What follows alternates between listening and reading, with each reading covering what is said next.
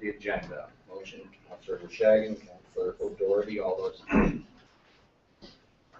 And we have a delegation from Grand Forks Community Trail Society to talk about a stewardship agreement. And so, Mr. Moslin, you are representing the group? Yes, yes, Your Honor, I am. Good morning, Council, Councillors, staff, and guests. I'm representing the Grand Forks Community Trail Society this morning as we have put before Council a proposed stewardship agreement that staff and the Society have been working on for some time, actually.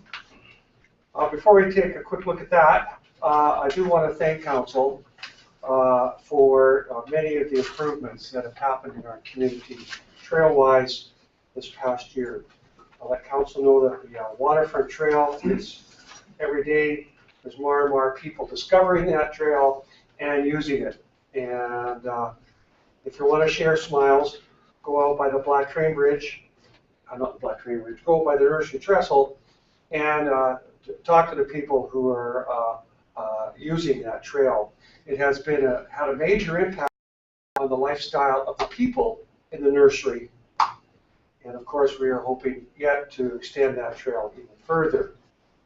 I want to thank Council for the new kiosks and for sharing the vision of integrated trail system that includes the river in the community and promoting that as an asset of the community. It really does help make the job of inspiring and organizing volunteers a lot easier if they know that their work is going to be valued. And just a couple news items. We did have the Commuter Challenge did take place. There was not a lot of participation, unfortunately, this year, but there were some winners. The top individual was a young lady in the nursery area, a young mom who regularly uses the new waterfront trail to commute to town and logged her kilometers in that week. She did something like 140 kilometers back and forth on that waterfront trail. The top group was actually the Retired Teachers Association. And because they started to log their mile. Now, they're not really commuters, but a lot of them, like a lot of your retirees in this town, are very active. Whether it's bicycling or walking, they are, your retirees are not sedentary at all. They're quite a physically active bunch. I also want to bring news to Council of we had our first Observation Mountain Trail Work Day earlier this month, June 14th, I believe, and which was the day after the kiosk opening. And 14 volunteers came forward with tools and are working on that trail. It is quite a steep trail. I don't know if you've done it. I challenge Council to go do it. If you're in half decent physical shape, you could probably make it to the top in less than 40 minutes.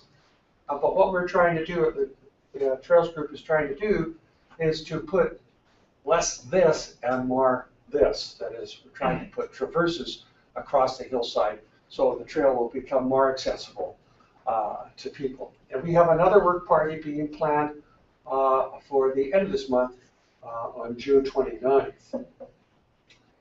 This stewardship agreement, turning my attention briefly to that, will really help enable us to do that sort of thing. Basically, what it does with the stewardship agreement, it recognizes the society's right to do some of these works with consultation with the city, to bring forward the efforts of volunteers to create and improve assets that the whole community can enjoy. You see the services agreement within your package. It is quite straightforward. Basically, what it does for the society is it gives society official recognition of its works and enables them to use volunteers as part of the city and to go forward in that kind of in confidence of that. There's a Schedule A, which is blank, which is a trails map. We have actually submitted 2 sets of trails maps at this point to the city. There was the visions map, which I presented to council earlier this spring, and there is this community trails map that I resubmitted for the kiosk information. The thing is about trying to draw trails for the city is that it's very difficult to get your handle on all the trails. As you know, if you start walking the streets of the city, you'll see the odd trail that sneaks off through the field or cuts off a city block. For example, the trail down to George Massey Park from the end of 2nd. Like if you go just before 2nd, it starts to go up to the Wildlife Hall. There's a lovely little trail down to the George Massey Park that exists there. So, you know, a definitive trails map is a little bit difficult. Nonetheless, we have submitted a trails map that we are, this one that we're hoping to look after just within the city, and that one which we're hoping to get to over a longer period of time. Schedule B, the services there, that's basically what we would, the society would undertake to do on behalf of the city. And basically, it is very much what we have been doing for the last several years within the city anyways. And as we try to not just create trails, but also promote their use within the community so that we can engage citizens in the beautiful environs that surround them. Anyhow, we are asking council to agree with the stewardship agreement, to adopt it, and so that we can go forward. Anyhow, that's my presentation, Mayor. If there's any questions, I'd like to try to answer. Nice meeting. Well, actually, it's to the July 21st meeting. July So we're receiving the report and recommending the decision until July 21st. You make that motion, and the secondary council. We don't need a second.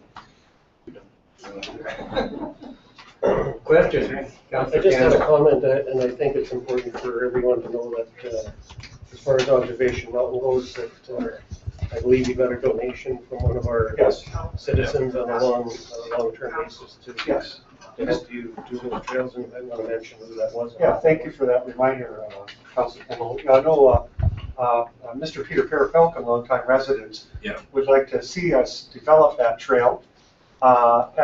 Basically, it's a memorial to his son, who passed away quite tragically several years ago. Yeah, and it was nice to see that. The Trail Society doesn't just manage trails within the city. It also manages trails, attempts to, the Trans-Canada Trail, basically from Eholt to Cascade, as well as other trails within the regional district. And we often get those kind of requests. Will you build a bench here? Can we put a plaque here? A lot of memorial stuff. So I was asked the question, if you did tackle the Observation Mountain, is there an emergency vehicle access from the other side to the top? Yes, there is. It's through private lands, Mayor, but it is quite accessible by vehicle. But you have to have a good vehicle, a four-wheel drive vehicle to get up to the top. Right. Yes. I think it was just that concern that it be accessible from the city. Mr. Allen? Mr. Mayor, and just further to Mr. Mosman's presentation, Mr. Parapolkin, through the Phoenix Foundation, is pledged $1,000 a year for 10 years to the development of the trail. So that was a $10,000 grant that he provided to see that project come to fruition. So that was a key piece of it, to actually see that there's funding behind it to allow the Trail Society to continue on with their work. Yeah. We're hoping to install some sort of, we haven't quite figured out a design, but a memorial bench, basically on the first plateau. If you were to take that trail from the Wildlife Hall, the first section is quite steep, But then you end up at a very lovely bench, looks the east end of town, and with a beautiful view. And that's where we're hoping to put our first bench. I hesitate to say a bench. It might be actually a stone construction. In other words, you take that capital Mr. Parapelton has donated, turn it into some physical objects. Me. Thank you, Mr. Mayor. Out of curiosity, I was up there a couple weeks back. I've been up there quite a few times, and I was just curious whether or not it was the Trails group that done it, or was it just kids up there right on top, not necessarily beside a star, but closer. Yeah, the stone circle. Yeah. Stone fire. Well, that's right. You know what? It's really well I done. don't know who did that. That was not the That's group. been there for a while. That's been there that's an historical artifact. I mean, I think that construction has been worked on over 20 to 30 years that I've been climbing up there. It gets bigger every time I go up there. More elaborate benches, that's the sort of thing that I'm saying, maybe a wooden bench is not appropriate. Maybe we seem to have this kind of stonework happening. It's kind of nice because it's vandal proof, right? I mean, it's relatively inexpensive to pile stones around. And if somebody kicks them apart, well, you just put them back together, right? No, that was not the Trails group, but we certainly respect it. It's a beautiful piece of work. I think so. Yeah. Further questions? Anyone from the audience? Sylvia?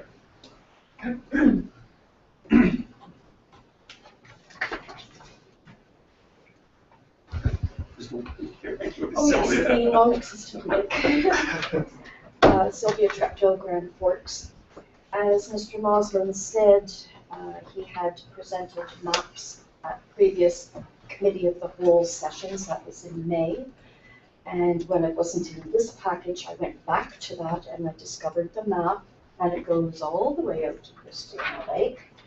And there were also financials with that package. I was rather concerned. There was a huge chunk of the money that is devoted to paving more of the Trans-Canada Trail, $1.1 million worth, outside of city boundaries. And I see in this agreement that's before you now, item 1.5, that city is going to be considering funding for the Trails Society in its annual budget.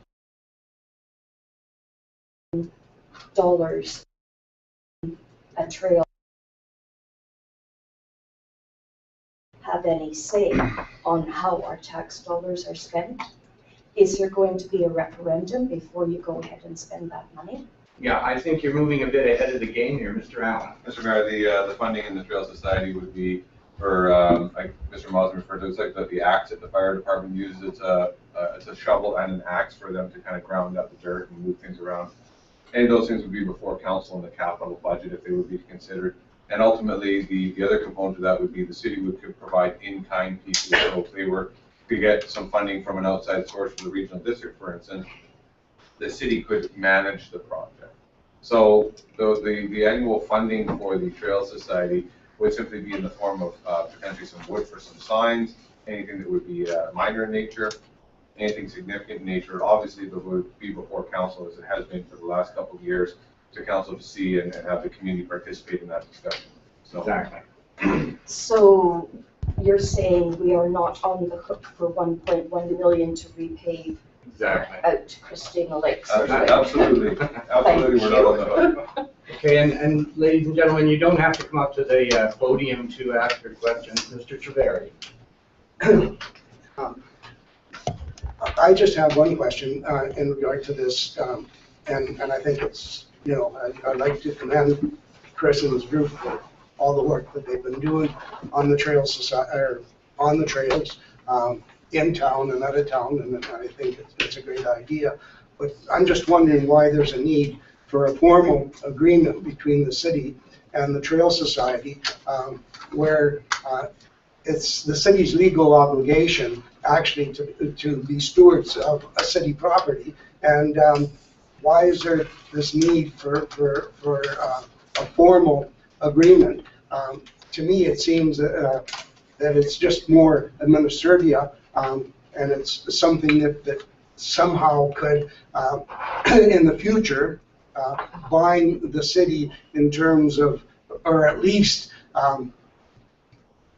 divert the attention of city staff to an agreement that really doesn't, you know, I read through the agreement and it really doesn't hinder the city at all, but why is there need for that particular agreement?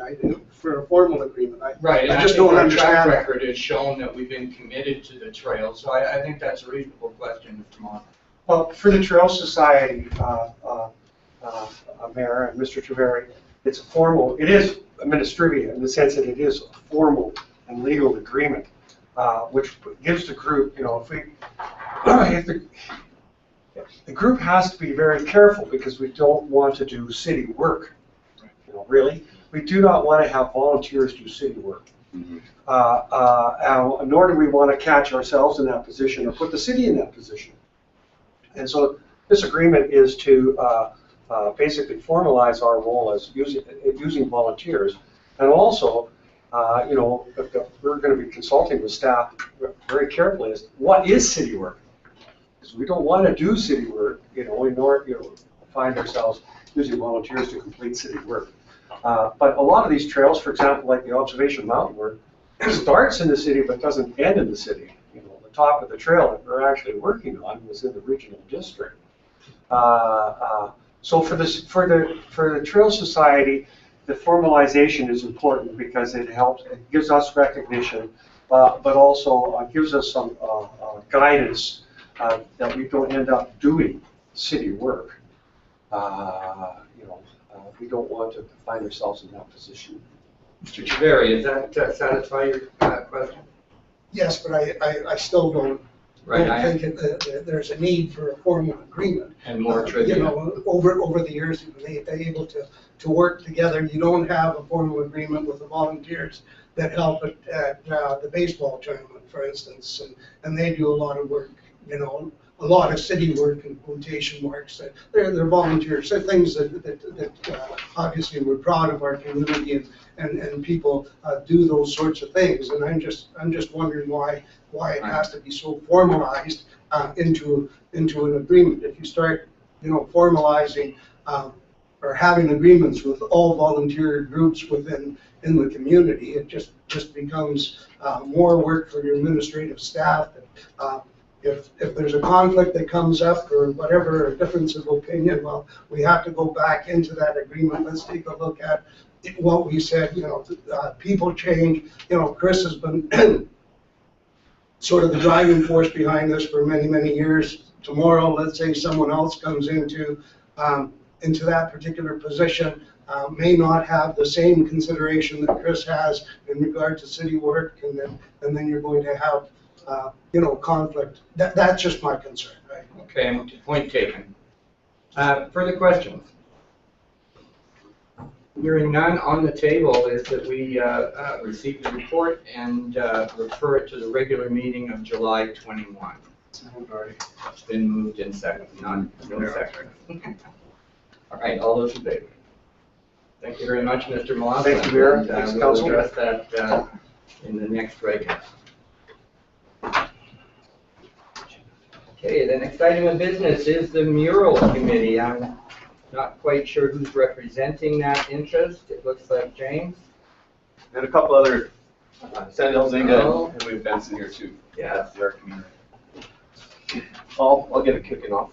Thank you, Mayor and Council, for this opportunity to come present. We're here representing the Grand Forks Mural Committee, and we have a little PowerPoint presentation as well, just to walk through it with you. Two things we are requesting, as you see on your delegation form, permission to use the City Park washroom, and I think it's a lift station, or is it a lift station? Yeah.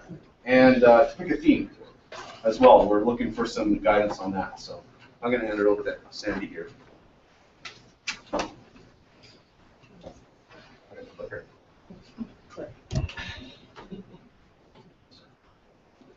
So the Grand Forks Mural Committee is comprised of representatives from the City of Grand Forks, Community Futures Boundary, Boundary Country Regional Chamber of Commerce, Grand Forks Art Gallery, and local artists.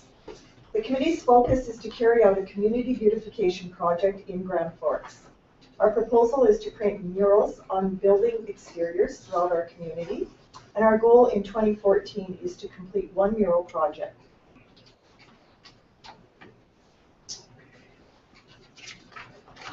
The proposed building for the mural project would be the lift station and the new washrooms there at City Park.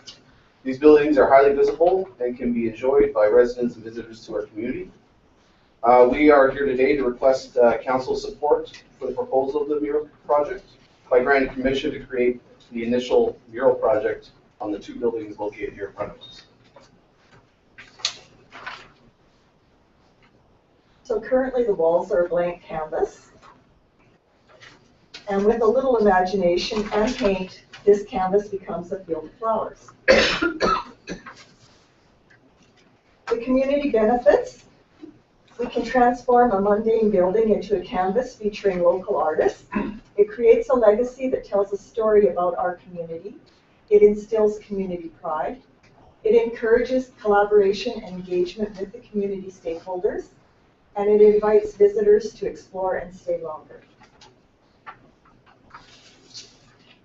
So some of the suggested themes are, they could be heritage, culture, diversity, youth, seniors, wildlife, outdoor recreation, agriculture, lifestyle, or any other theme that you suggest. And if council were to support this proposal, we would ask also that they identify a theme in order for us to help us move forward with our artist community. Here are some examples just with our themes.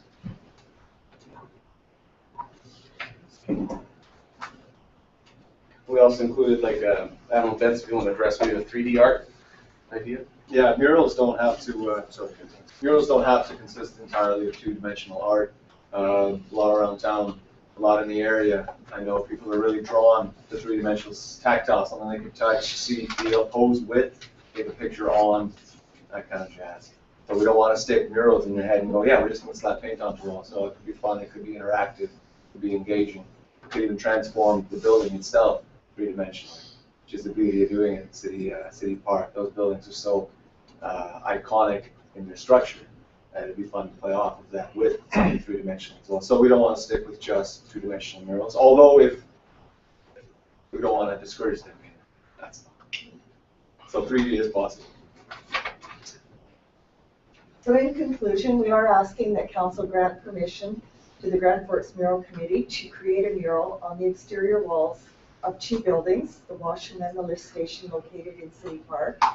We also ask that you recommend a theme to the mural committee so that you could assist the local artists to develop conceptual sketches, and then that would be brought to council for your approval. Thank you. Right. Do you have trouble with it being an uneven surface? Is that? No, not at all. We'll work around that. Yeah. That's the muraling technique is different than the design portion of it, so we're not going to worry about that. We can work around whatever we need to. We're going to focus on design first and not let the surface inhibit our creative process. From what I've seen and from my experience, it won't be a problem. Okay, the motion we're looking forward to bring forward to tonight's regular meeting, Councillor Smith. And questions, clarifications? Tom? I really like the idea, and I encourage you to proceed with that, but can you get materials that are the anti-graffiti type that you can use? It is not. It's not destroyed. It's not the materials. It is a process that happens after the fact, and as long as you do it within a couple of days after painting the mural, it is a spray or a roll-on. It's a sealant essentially that if somebody tags it the next day, you go and you wipe it on. Yeah, most definitely. And the beauty about that is it is a spray or a roll-on, so we can do it on the textured surface. It's not just. Councillor Shaggy. Thank you, Mr. Mayor. I love the idea as well. When it comes to choosing a theme, which you're asking us to do, I am by no means an artist. If I see something I like, I know it. I'll say, I like this, I like this, I like this. Would there be any possibility, or would it be too much work for you as a group to come forward with your own ideas and present them, as opposed to themes, but actual conceptual drawings of what you would like for us to pick from. For me, it's a lot easier to say, I like this, as opposed to say, I want you to make this, because each of the artists is going to have a different style. And by saying I want, or we saying we want heritage, and then you draw up heritage, spend all the time drawing up a heritage theme, and us coming back and saying, not our style, we don't like that. It might seem like it might be a waste of time, essentially. Yeah, I worry about the decision-making process as well. Is it possible we could kind of consult on the mural committee as part of bringing it forward in the design part of it, if, say, a couple of councillors would sit on that mural committee?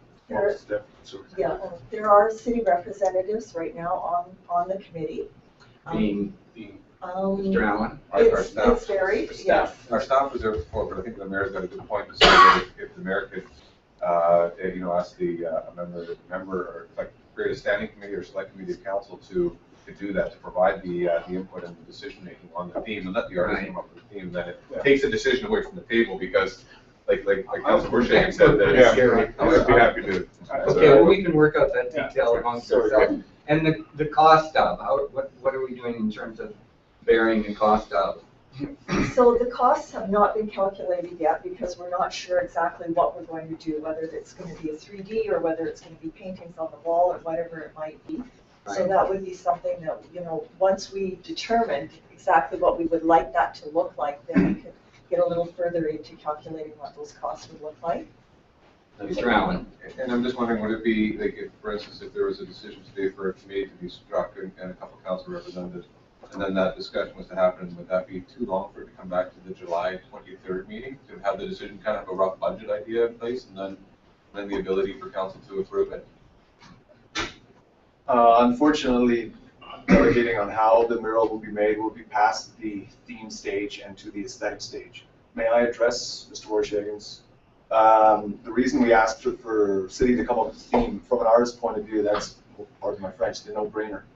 If we're given a theme, and honestly, it could be anything, you don't need to know what it looks like.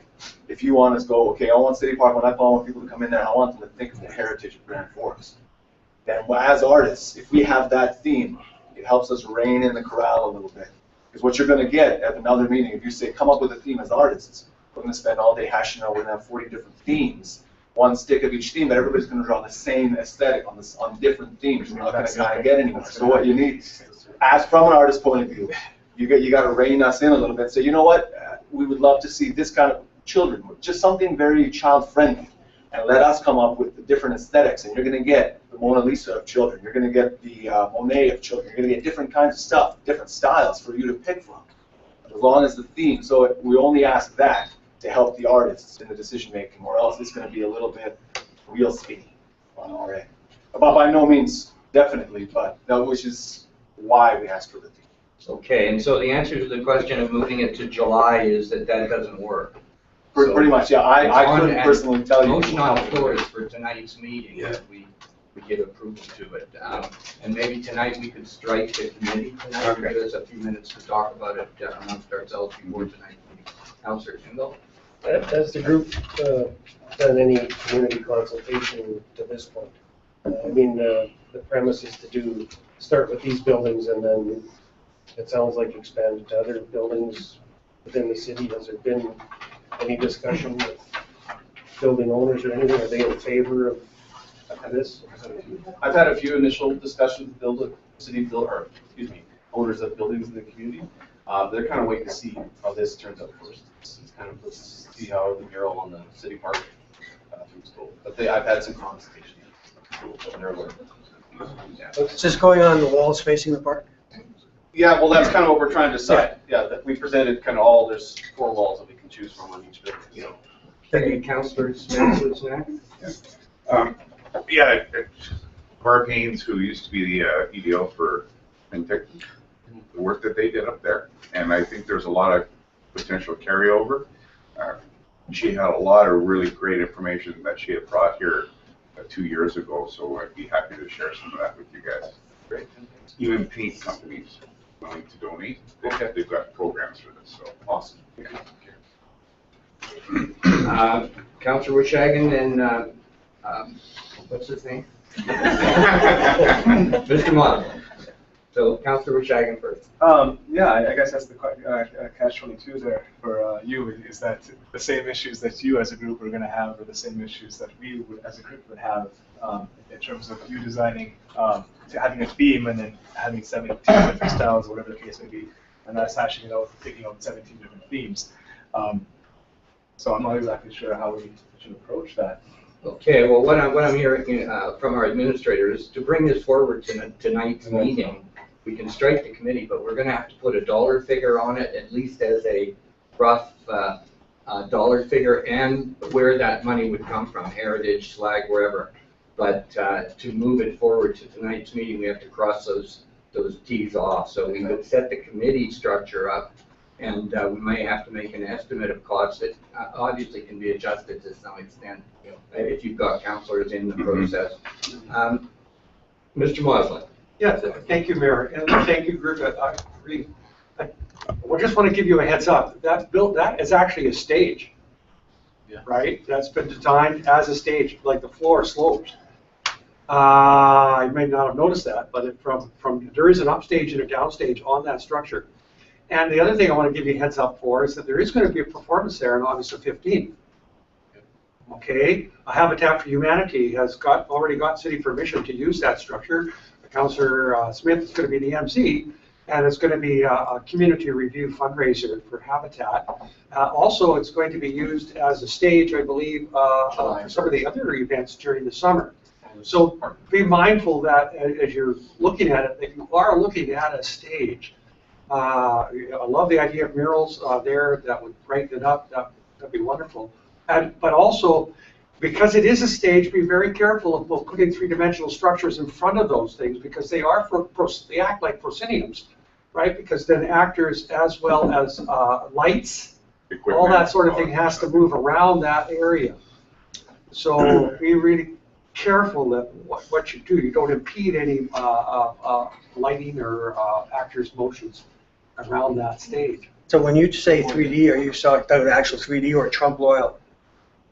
Sorry? Trump loyal, like fake 3D. Trump. Oh yeah, no, that too as well, but as well as real three-dimensional. Okay. Yeah. Which is a possibility, but that's the optical illusion, right? Yeah, exactly. It's called Trump loyal. I was just curious because it is a stage, and like you said, people will be performing there.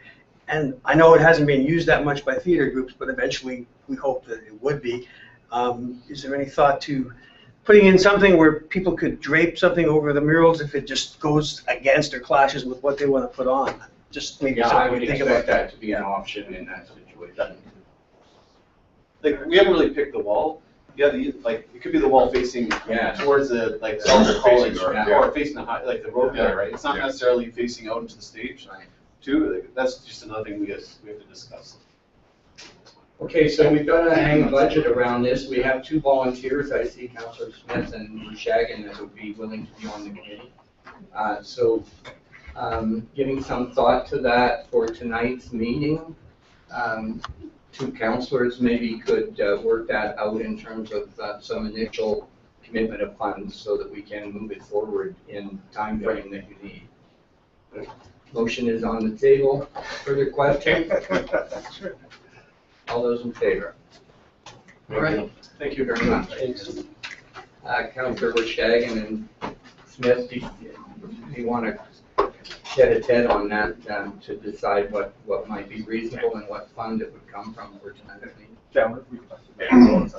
Okay. So, Mr. Allen? I was just going to say to the council, we could just put a maximum amount in the budget, and then we'd work with the artists and then potentially the volunteering groups that could potentially provide paint and those types of things. So then it would not exceed a certain amount. We just need to have a budget amendment amount identified for the funds. Right. Yeah. Okay. All right. Thank you. The next item is the monthly reports from department managers. And Mr. Allen will get that report as usual. Yes. Thank you, Mr. Mayor. For the manager of building and bylaw inspections, you can see that the manager's been very busy. We've been processing new building permits. We're close to a little over $900,000 in building permits in the city of Grand Forks this year to date. We've issued the 20 permits and waiting some more documentation on a few more. Working on a few of the fire damaged properties that require some legal intervention now from the city because of the extent of the damage and the lack of effort from the property owners in cleaning them up, affecting the neighborhoods and the safety of the neighborhoods. So those pieces are with our lawyers right now. And we've also we've got I believe there is 20 or 18 permits on unsightly premises that are being followed up by the bylaw officer. So that is being addressed right now. The other thing is he's issued 7 more for unsightly premises this month. So and we've been getting a lot of compliance from the neighbors as they've been realizing that the bylaw enforcement is following through on those things. So it does take some time, but the bylaw and building permits have been quite active. And, Your Worship. Councilor Smith. I've had a call from one resident who had concerns about the CCAN and whether or not this particular individual felt that it was unfair to kind of grandfather the CCAN bylaw in, after these people have paid for CCANs to be put on their properties, but is looking for an opportunity if someone dresses it up, if they're able to keep it. Like if there's a refinement of that bylaw so that people who place them properly, go through the building permit process, make them look like something other than a basic CCAN if there's that opportunity. And thank you for that. I think, Mayor, the point in there that we were looking at when we originally brought the CCAN bylaw forward is basically no properties can have a CCAN on without unless they're in the industrial park or unless they have a building permit. One of the things we showed council several months ago was just what people are starting to do with them now. I think one of the things that would require is an amendment to our zoning bylaw, which would then identify the ability to have them and basically taking up the square footage on the property. But that would require public consultation, significant public consultation, because there is a little bit of rub in that respect. So until we get to the zoning bylaw amendment, which is a good idea to do, we actually have it on our books for 2015. In the meantime, basically they have to comply to our current situations with the proper building permit or be in the designated area for them. So we'll be expecting to bring more back to the community in 2015 because we've had that initial kind of consultation with council on that, because we saw there's been a lot of circumstances where this has arrived, and I think we need to go out to the public and find out through the zoning bylaw amendment. So that's what we're planning on getting. Thank you. Okay, and I had a call from a customer as well, indicating they're really pleased with the actions in terms of unsightly premises. So corporate and community services. Obviously, we've been very busy with all the different events that we've been working on with the Water Week. We've been working on the preparation of the new bylaws, just going through all the amendments of all the different applications in the organization, working with Claire and Ride Street Branding Program, which is going to be coming up very soon. Again, we're working with the artist community to bring forward a lot of the visioning that was done through the branding. But the artists are, there's some branding associated with the new banners that are coming forward, but it's also the artist information. And a lot of human resource stuff that we've been dealing with in preparation for the year, and looking forward to the delivery of the annual report for tonight.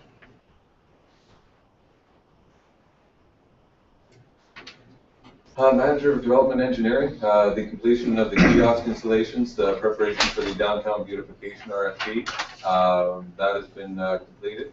The City Hall reconstruction tendering has been completed, and we're just awaiting word from our insurance company. The community profile, which was completed and delivered, and we saw last week during the Open for Business Symposium. The riparian area kiosk maps, the Brazilian students, bringing the Brazilian students in and getting them set up. Revision of the bylaws, the sewer and electrical and water bylaw, pre-planning, obviously for the development showcase, completed the dike inspections for the Diking Authority, and the launching of the water conservation component on our website. So all the information on the water conservation that we've been doing over the last several years has been compiled, and it's now articulated on the website under a banner at the top of the page. The fire chief, obviously they've been very busy. We've heard a lot of different sirens going, but there's been 40 calls over the last month. Swiftwater rescue certification. There's been a lot of training going on over the last little while with the department. And then they've been doing a lot of stuff for in relation to the ladder truck, which is the fire chief has updated that is come in a little bit under the budget that we've anticipated, but we haven't really wanted to go too far into that yet because we always anticipate further changes in the contingency, but we're well under the budget that we originally allocated, and those numbers will be brought forward to the council at the end of the year for the imposition of the taxes related to that. So a lot of good work on that. And I already heard from the deputy chief that he wants to change the truck as he saw what the electrical guys had. They want another fancier truck, but we didn't know. I tried it.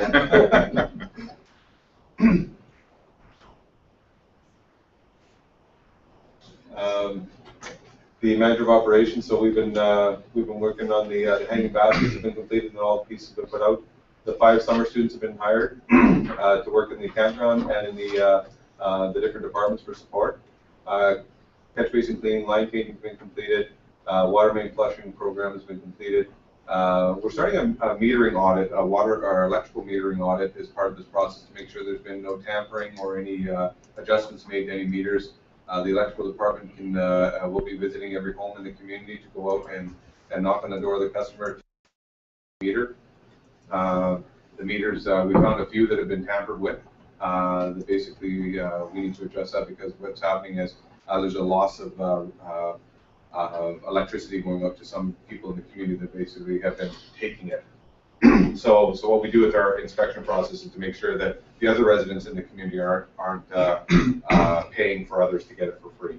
So we have to do an audit periodically.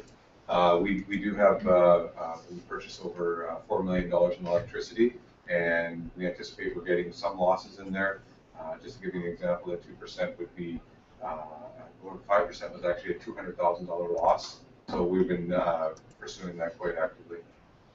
And then getting the washrooms in the different parks cleaned up for the different events that we've been going on. So you've been seeing a lot of painting of those facilities and tidying up, and then the bathhouse installation. So there's been a lot of visual pieces in that. Baskets are looking great, and people are really complimenting on the palm trees. Oh yeah, They didn't know we could grow them.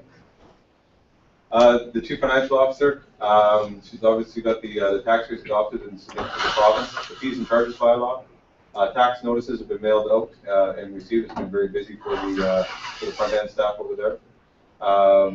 The working on the SOPI, the statement of financial information, the presentation for the tax exemptions, which is coming. Interviews for replenishing the casual pool. So you might see on a periodic basis where we continually are going out and adding to our casual pool. So the job postings that the community is seeing is we've been, as part of succession planning and as part of making sure we have proper staffing, as we have people that go off on injury or sickness or whatnot, we want to make sure that we have the ability to have a casual pool. So that's where we're getting those job postings. We're not basically going out and hiring more people all the time. We're just trying to replenish the casual pool because there is a lot of talented people in the community that are looking for part-time work. And we have our payable clerk back part-time now. And that's the report, so I've been happy to answer any questions. Councillor Dory. I want to ask the administrator one thing. You mentioned the 2 houses that burned at Lutino. It's in the lawyer's hands? Our lawyer's been providing us guidance right now, so I won't talk about those legal opinions in the unless we're in camera. But the other pieces right now is making sure that we follow through properly because all those properties sit in a dangerous state. There is an expectation that they are not in a position where they're going to create a child getting hurt, sneaking into the home of any sort. So they are actually a considerable liability. Okay, thank you. Further questions? Motion to accept the reports, Councillor Dory. All those in favor? And the next item is the medical marijuana operations. I'm not sure if you want to present this, Sasha, or... I think, Mr. Mayor, I think what we'll do is get Sasha to provide you with the memo, a little bit of the update of what's been going on and where we stand currently in our community. And from there, it'll be up to council to, our committee of the whole, to provide a little bit more direction if they think that we need it in relation to medical grow operations in our community. So I think Sasha would be best just to kind of go through the memo. Ms. Bird. Thank you, Your Worship. Our current zoning bylaw doesn't speak specifically to medical marijuana operations, but under the current definitions, it could be allowed in the ALR, any R zoning, any of the I zonings, including the adaptive use commercial and the airport.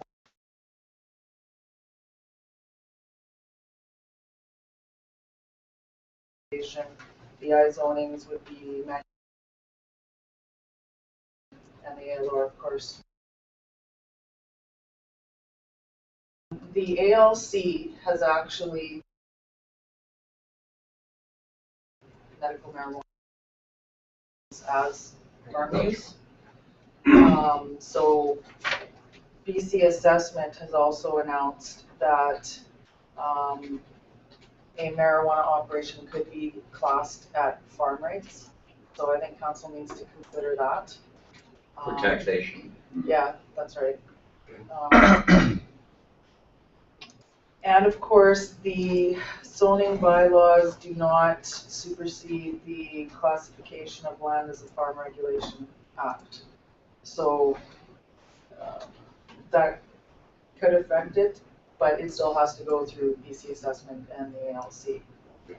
Some things that I think council should consider is proximity and impact on adjacent land uses, especially with regards to residential and schools.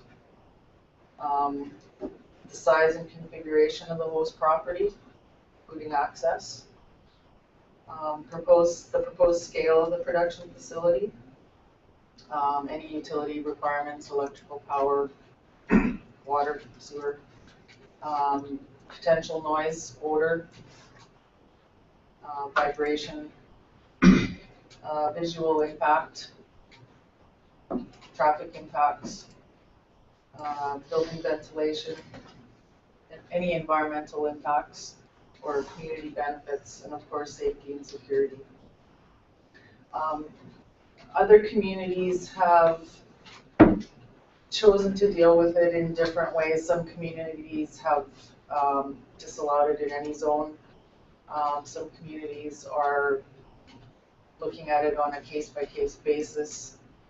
Some communities are allowing them just in the industrial zones. Some communities are allowing them in commercial zones. So it's really up to council to make a decision on whether they want to amend the zoning bylaw and put a specific definition in for medical marijuana operations, or if they want to being that it could be allowed in any residential or industrial zone, depending on the definition. So in fact, Health Canada, it doesn't allow it in a home where people are living, but in fact, it could go into a residential As long as it's in an accessory building. Right. They could still allow it. And actually, the laws were supposed to, well, they did go in effect as of April 1st, but apparently Health Canada has extended. Right, they lost the injunction on Allard, which allowed That's right. a good portion of the previous designated growers and patients to continue growing until February 23rd of 2015, which is when that case will actually be heard in a constitutional hearing. Yeah. So it does leave us with that reality still in our community where there probably are multiple small grow operations in residential buildings and residential homes still in our community. Yeah. If I could, just one of the things that Sasha or Ms. Berger alluded to the other requirements we have to consider, and some of those things are considered in the neighborhoods and on the location of the facility, depending on the size, and that would be the traffic, the impact of the neighborhood, and that would be defined in engineering studies that could potentially prohibit or allow the situation to occur. Now, if the existing zoning's in place, we move forward with just like a coffee shop if they had the ability to do that. Now, council can choose to not allow that in our community. I think really what the idea today is to determine, are we gonna move forward and change anything, or are we gonna leave the status quo and just deal with it case by case as they arise? And I think that would be the recommendation for us, to just let council know this is what we currently have in our community. And I think one of the things to move forward with is just an understanding. We've had a couple conversations with some potential producers, but nothing's come to fruition, and I would recommend the council consider it on a case-by-case basis and have a look at each facility, rather than trying to oppose something that's going to create a whole bunch of extra work that we don't really need to impose upon ourselves at this point, because we don't really have anything to deal with. So yes, this is a preliminary report, really, so you're asking to have the opportunity to come back with something. If council so chooses. Yes. Just an information report, Mr. Mayor, just to let kind of everybody know what our current status is. Right. And again, looking at it individually means that we may be reluctant to get involved with the large operation. However, some of the horizontally integrated companies that we've talked to could have smaller operations throughout small communities in the Kootenays, and that might be more acceptable to us in our community. All right, the motion is to receive for information at this point, and Councillor Smith. And questions from anyone else? Hearing none. Thanks very much. Just mention one about that. Jim? In grow-ups and other things, you'll have to have lots of security for that. So you'll have to have something besides growing it. You'll have to have a place to store it where it's going to be safe and from the neighborhoods. So, Yeah, the actual regulations that the licensed producers have to comply with are very complex and have to do with volumes of product. So the safety and security requirements go up with the increase in any volumes. So there is a lot of that kind of security considerations already in Health Canada's regulation. But good point. Sylvia, then Councillor Kendall. If we do end up with grow-ups allowed in the city, may I suggest no city property be allowed to be used for that purpose? Not all businesses are financially viable or successful, and if such a grow-up is one of those, then we, the taxpayers, may end up stuck with a huge bill to clean up the building from mold and water damage and stuff of that nature. So please don't allow use of city property for such grow-ups. Okay, Councillor Kendall. Thank you, Worship.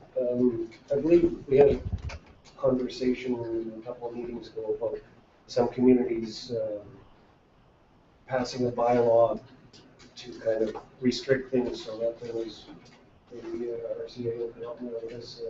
Special spot zoning. Yeah, but it was kind of a preclusionary bylaw that we could pass that would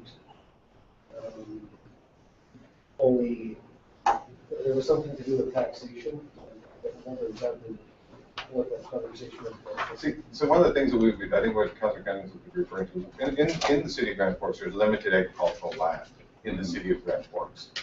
The person that would be growing would have to obtain the rezoning to obtain the farms, to get the farm status, to allow for that type of activity to happen there.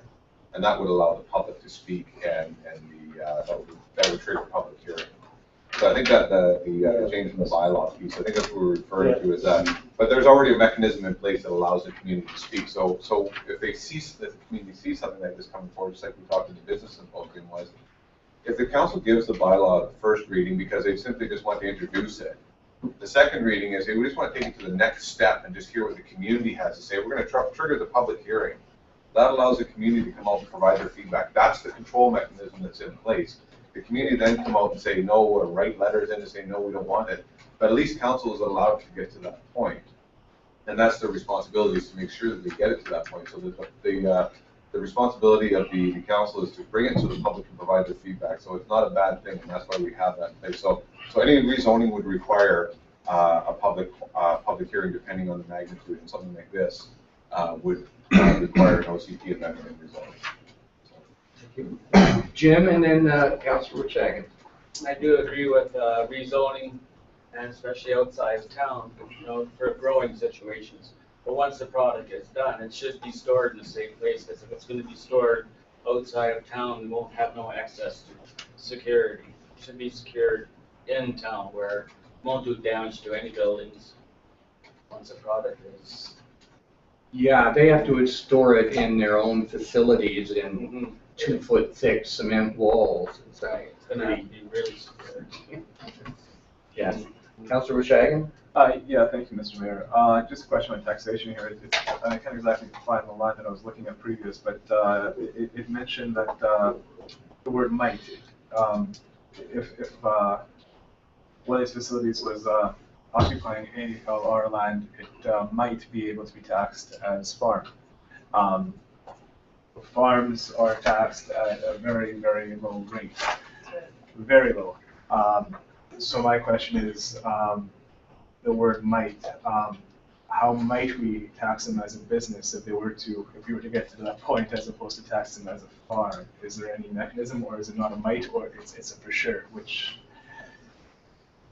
Yeah, I understand that the regulation is they can only be taxed at a farm level, regardless of the zoning they're in. The word might isn't here, that's why I asked. Yeah. They could still choose to come to the community, and council could allow them, they could say, well, we won't be applying for farm status, we just want to work in the I-4 zone. Okay, and what we'd like to do is we'd like to be and this is probably wishful thinking, but we would like to come into the community and occupy an industrial piece of land, and we want to actively participate in the growth and the building of the community, and we will pay I-4 taxes. They could volunteer that. Well, as casinos, they could also pay an outright portion of their net profit. Councilor Shagan, follow up. I think there was another hand back there. Would it be possible? I know when the project is BC, we don't often use it, but is it possible to put a business occupancy tax on such a property? When it comes to agricultural, yes. I think the Farm Act has some stiff regulations in that respect. So we would, when that would come before council, then we would more than likely bring forward those options for you. Because depending on the will of council was like, we don't want this. Right. How do we work against this? Or we're really in favor of this. So really that provides a direction for staff. Ms. Treptow, and then Ms. Thompson. Has the city considered simply encouraging those who make inquiries to consider asking areas C, D, and E to set up their operations there instead of our city? Yes, as a matter of fact, I think we've taken great care in introducing them to all the options in the region. We actually have very few available options for them within the city, so we have introduced them to Christina Lake opportunities and Area D opportunities. And Ms. Thompson? Just a comment, and I can be corrected if I'm wrong, but the classification of properties relative to taxation is determined by the BC Assessment Authority under their act. And I don't believe that councils have the ability to change that classification. No, but we could apply for or put on a business occupancy tax on any business we so choose. True, but I'm just referring to earlier discussions about the classification of the, should this come to fruition. Right. Right. Yeah. And they are saying farm only. Yeah. BC assessment. Yeah, no, and the question just had to do with the wording of the might. Might Well, be classified as They have to ALR. meet all the regulations, right? They Yeah. have to fit everything that's within the regulations. If they can't quite meet that, they might not get farm status. Okay, further questions? Not, so the motion on the table is to receive, and we'll expect further follow-up in terms of the recommendation that we not jump to trying to restrict zoning, but deal with applications on an individual basis, which would eventually come to the public in terms of public hearing if there is a zoning issue that needs to be dealt with. Ready for the question? All those in favor? Thank you. Thank you, Mr. Bird. I'll stay. Break, leadership? Hmm? Want to take a break? Yeah, 7.5 minute coffee break.